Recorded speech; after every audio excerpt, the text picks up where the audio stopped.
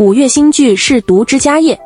隨着周日楊紫家業開播，自此本月內於劇集大盤也正式形成了四方混戰局面。那今天我們就重點來聊聊這部5月17日剛剛加入戰局的央八大劇家業。先來看看這部劇的收視表現。目前平台站內峰值來到了第3天的8632，燈塔雲和最高市占大概在10%左右。這個成績怎麼說呢？簡單對比一下，家業的首播表現其實是優於生命樹的，但又明顯不如低智商犯罪，而生命樹最後集均也才1000萬上下，低智商犯罪預估則是3000萬上下。所以從漲幅來看，家業目前只能算平開。不過好消息是，觀眾還在持續進場，沒有出現首播即巔峰，後面一路下滑的情況。至於後面能不能把人留住，就全看劇情了。接着再來看台播。雖然 CVB 目前只出了前2天的數據，但根據酷雲走勢推算，第3天基本也是和前2天做一桌的水平，沒有明顯上漲。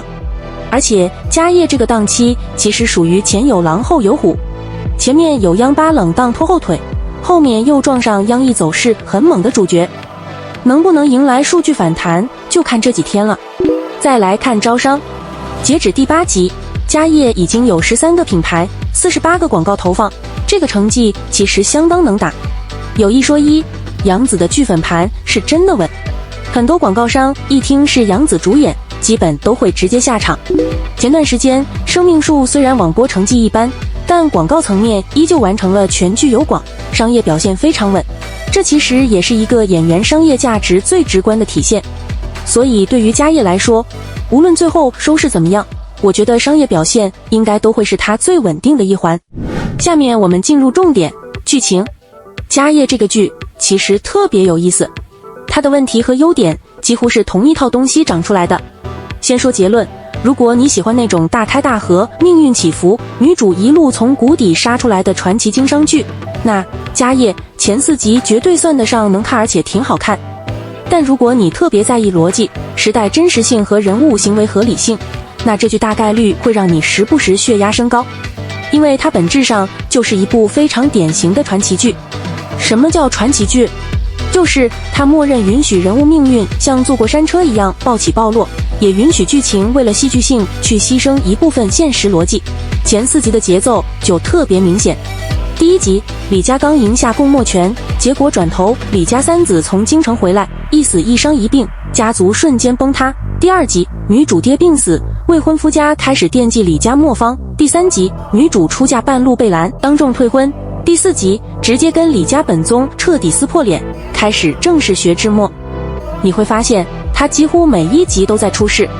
普通劇可能10集講完的內容，他4集全塞進去了。這種節奏其實是很容易讓觀眾上頭的。所以單論好不好看，家業確實是有東西的。但問題也恰恰出在這兒，比如開篇共墨比試，這麼重要的場合，一個小姑娘鑽箱子混進去已經很離譜了，結果她還當場打斷官員講話，提出比賽建議，最離譜的是居然還真被採納了。你仔細一想就會發現，一個傳承多年的共墨評選，居然被一個小孩一句話解決了所有大人都解決不了的問題。這已經不是傳奇，是大家集體詳治。還有男女主小時候那段塗墨療傷，我當时人都懵了。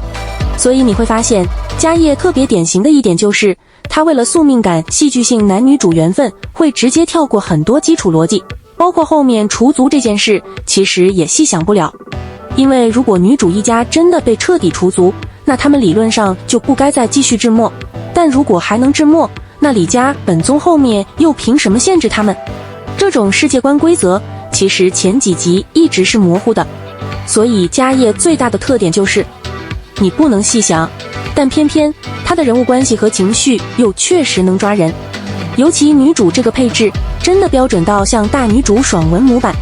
爹不靠譜，喝酒誤事；族人不靠譜，翻臉無情；未婚夫不靠譜，遇事就挨；哥哥也不靠譜，隨便被人忽悠；爺爺倒是人好，但性格太軟。於是最後就變成一句話：全世界都靠不住，只能靠自己。這其實已經是非常典型的南平成長流結構了。而我反而覺得這一點挺好，因為現在很多所謂大女主劇，嘴上說女性成長，實際上天天忙着談戀愛，男主不是送錢就是救命，最後還是男人托舉女人。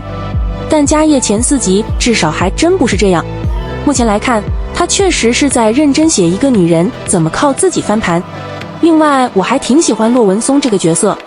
一開始以為是標準反派，結果後來發現他真正執着的其實是智墨。這種人最有意思，他可以壞，可以狠，可以不擇手段，但他的行為邏輯是統一的。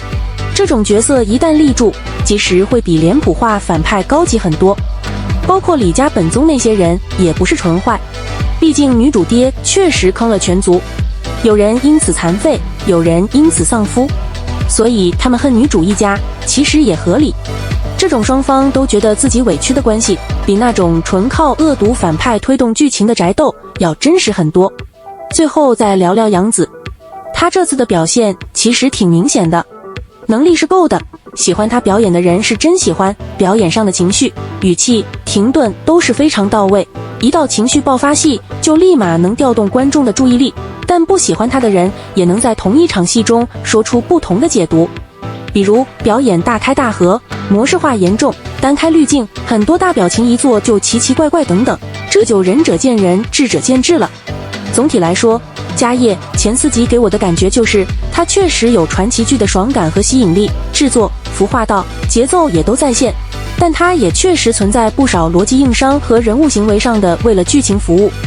它像一部很好看的網文傳奇劇，而不是一部真正嚴謹厚重的現實古裝。至於能不能穩住，就得看接下來這個週末了。